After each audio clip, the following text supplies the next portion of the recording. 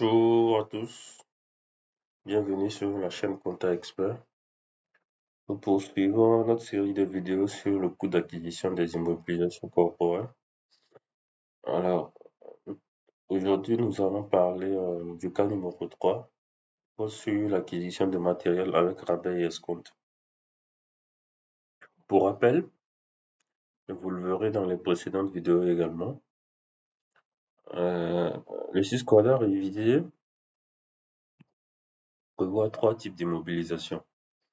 Ok, les immobilisations, ce n'est rien d'autre que les biens et équipements que l'entreprise achète pour la gestion interne, pour la production, pour la fourniture de biens ou services, ok, et qui sont destinés à rester au sein de l'entreprise à plus de 12 mois.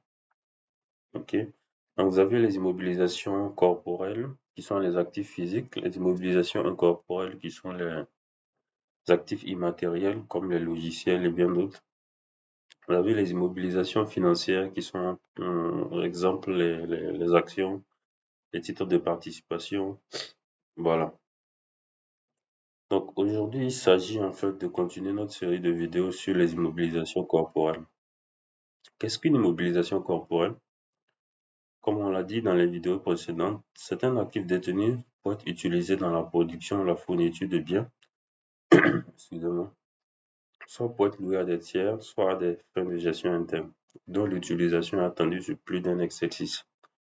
Donc un exercice de 12 mois, donc c'est sur plus de 12 mois en général. Le coût réel d'acquisition est formé de prix d'achat, les charges accessoires, les charges d'installation et l'estimation des coûts de démantèlement. Ok. Alors aujourd'hui, on va parler du cas d'une entreprise qui achète un matériel industriel. Donc ici, le travail à faire, c'est de déterminer le coût d'acquisition et de passer les écritures comptables appropriées.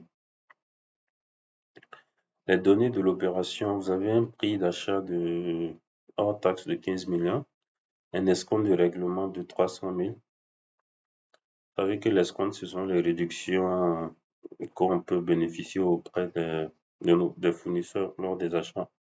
Ok. Vous avez les rabais, c'est de l'ordre aussi des réductions commerciales.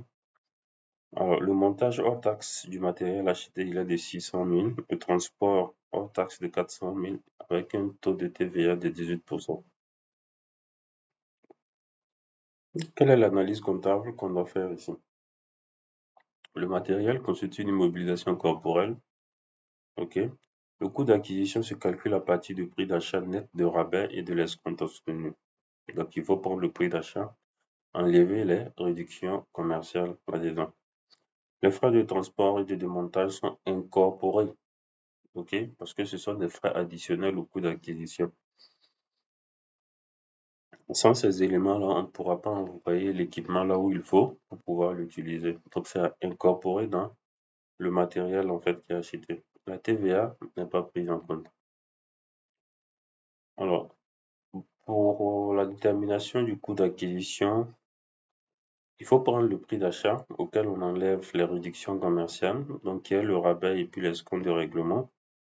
Donc, vous avez un prix net de 13 700 000. Ça, c'est le prix d'achat qu'il ne faut pas confondre avec le coût d'acquisition. Ok, le coût d'acquisition intègre les charges additionnelles, à la différence du prix d'achat qui n'est que le prix du matériel auprès du fournisseur. Alors, il faut tenir compte du frais de transport de 400 000, des frais de montage de 600 000. Pourquoi? Parce que si vous ne transportez pas, vous ne pourrez pas l'utiliser. Il faut le transporter pour l'acheminer ou à l'endroit d'utilisation. Frais de montage, si l'équipement en question n'est pas monté, on ne peut pas l'utiliser. Donc, vous voyez que ce sont des frais rattachables en fait à l'immobilisation. Donc, nous avons ici un coût d'acquisition de 14 700 000 hors taxe. La TVA, ce sera le coût d'acquisition multiplié par le taux de TVA de 18%, donc ce qui nous donne ici une TVA de 2 646 000. Okay.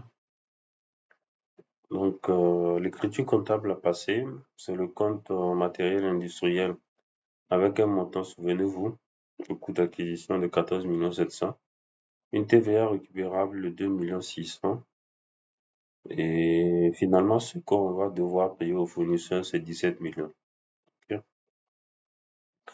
Et l'écriture ici est bien équilibrée. Vous avez le total débit qui est égal au total crédit qui est de l'ordre de 17 346 000. OK. En conclusion, le coût d'acquisition intègre le prix net, donc c'est-à-dire le brut moins les réductions commerciales. Vous avez les frais accessoires et dans notre cas ici, c'était les frais de transport et de montage. La TVA qu'il ne faut pas prendre en compte quand elle est récupérable. OK. Donc, c'est le point que je souhaitais vous présenter aujourd'hui. J'espère qu'il vous aura aidé à vous rappeler ou à mieux comprendre le coût d'acquisition des immobilisations. N'hésitez pas à laisser des commentaires et des questions en dessous de la vidéo. Je vais répondre à chacun de vos commentaires et de vos feedbacks. Merci pour cet instant et à très bientôt. Ciao.